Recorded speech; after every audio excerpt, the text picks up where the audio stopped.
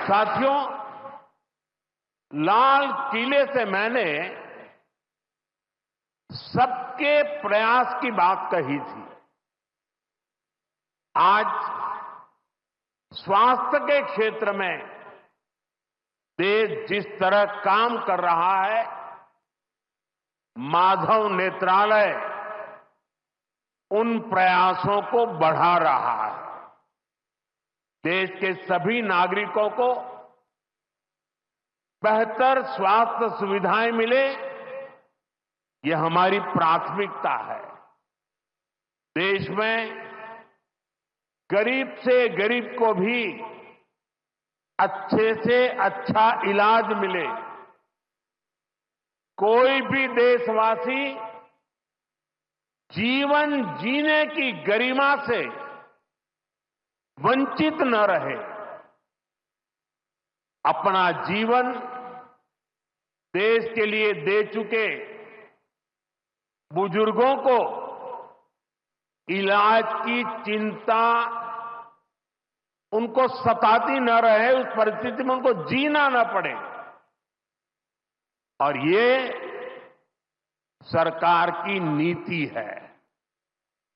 और इसलिए आयुष्मान भारत के कारण आज करोड़ों लोगों को मुफ्त इलाज की सुविधा मिल रही है।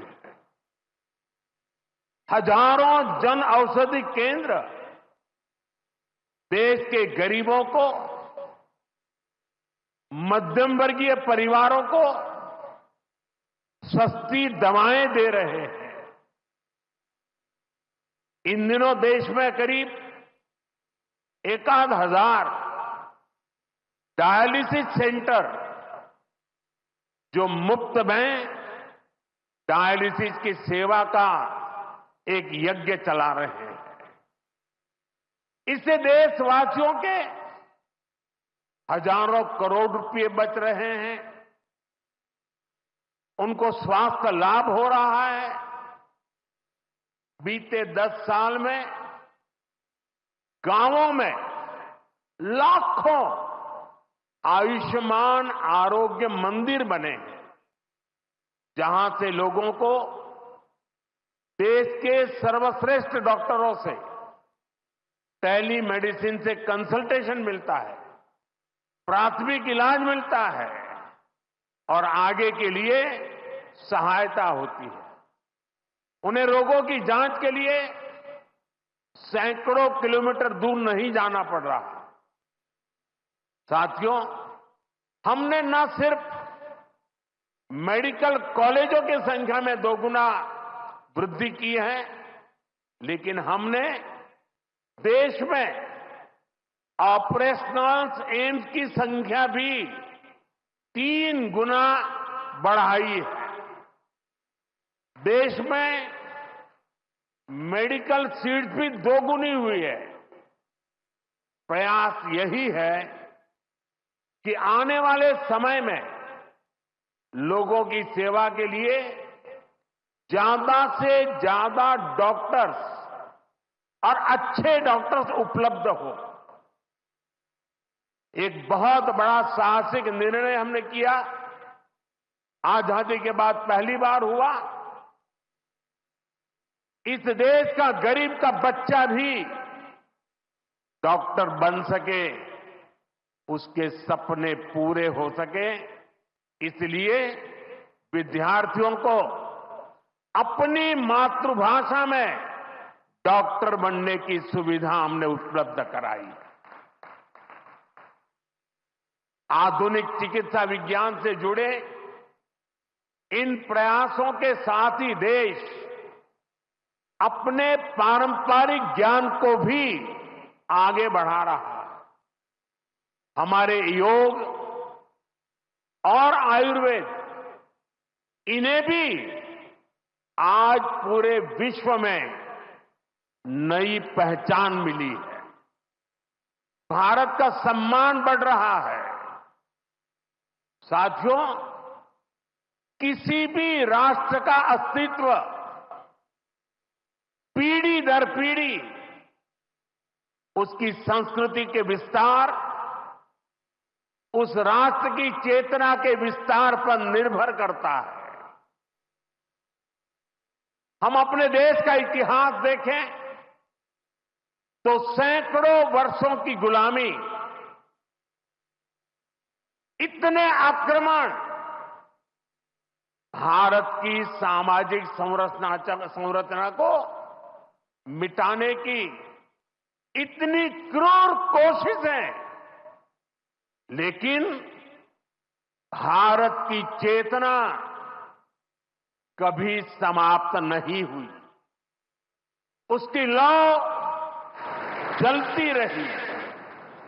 ये कैसे हुआ? क्योंकि कठिन से कठिन दौर में भी भारत में इस चेतना को जागरूक रखने वाले नए नए सामाजिक आंदोलन होते रहे। भक्ति आंदोलन उसका ये उदाहरण, जिससे हम सब भली भांति परिचित हैं। मध्यकाल के उस कठिन कालखंड में हमारे संतों ने भक्ति के विचारों से हमारी राष्ट्रीय चेतना को नई ऊर्जा दी। गुरु नानक देव, कबीरदास, तुलसीदास, सूरदास, हमारे यहां महाराष्ट्र में संत तुकाराम, संत एकनाथ, संत नामदेव, संत ज्ञानेश्वर, ऐसे कितने ही संतों ने हमारी इस राष्ट्रीय चेतना में अपने मौलिक विचारों से प्राण फूंके।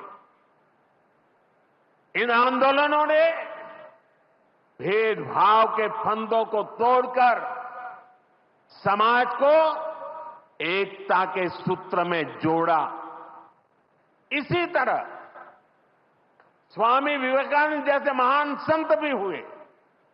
उन्होंने निराशा में डूब रहे समाज को झकझोरा,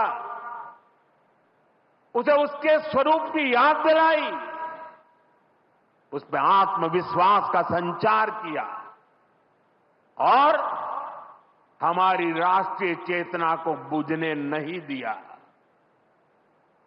गुलामी के आखिरी दशकों में डॉक्टर साहब और गुरुजी जैसे महान व्यक्तित्वों ने इसे नई ऊर्जा देने का काम किया। आज हम देखते हैं राष्ट्रीय चेतना के संरक्षण और संवर्धन के लिए जो विचार बीज 100 साल पहले बोला गया, वो महान वटवृक्ष के रूप में आज दुनिया के सामने है। सिद्धांत और आदर्श इस वटवृक्ष को ऊंचाई देते हैं। लाखों करोड़ों स्वयंसेवक इसकी टहनी,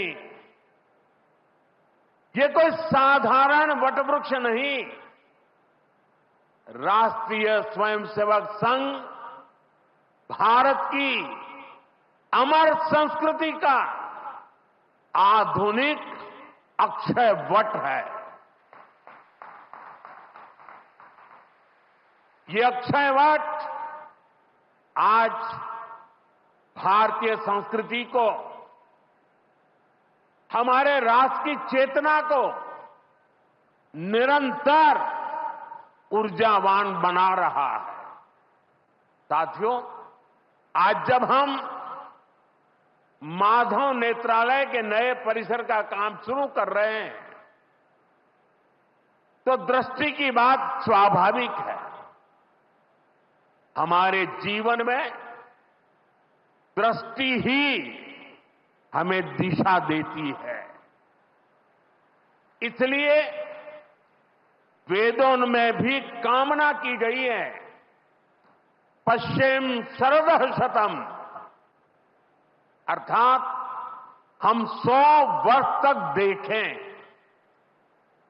ये दृष्टि आंखों की यानी बाह्य दृष्टि भी होनी चाहिए और अंतःदृष्टि भी होनी चाहिए। जब अंतःदृष्टि की बात करते हैं तो विदर्भ के महान संत श्री गुलाबराव महाराज जी का स्मरण भी होना स्वाभाविक है। उन्हें प्रज्ञाचक्षु कहा जाता था। बहुत कम आयु में ही उनको आंखों से दिखाई देना बंद हो गया था, लेकिन फिर भी उन्होंने अनेकों पुस्तकें लिखी थी। और अब कोई भी पूछ सकता है कि जब आंखों से दिखाई नहीं देता है तो उसके बावजूद भी कोई इतने ग्रंथ कैसे लिख सकता था? इसका उत्तर यह है कि उनके पास भले ही नेत्र नहीं थे, लेकिन दृष्टि थी। ये दृष्टि बोध से आती है, विवेक से प्रकट होती है। ये दृष्टि व्यक्ति के साथ ही समाज की को भी बहुत शक्ति देती है। हमारा राष्ट्रीय स्वयंसेवक संघ भी एक ऐसा संस्कार यज्ञ है जो अंतःदृष्टि और बाह्य दृष्टि दोनों के लिए काम कर रहा है। बाह्य दृष्टि के रूप में हम माधव नेत्रालय को देखते हैं और अंतर्दृष्टि ने संघ को सेवा का पर्याय बना दिया है।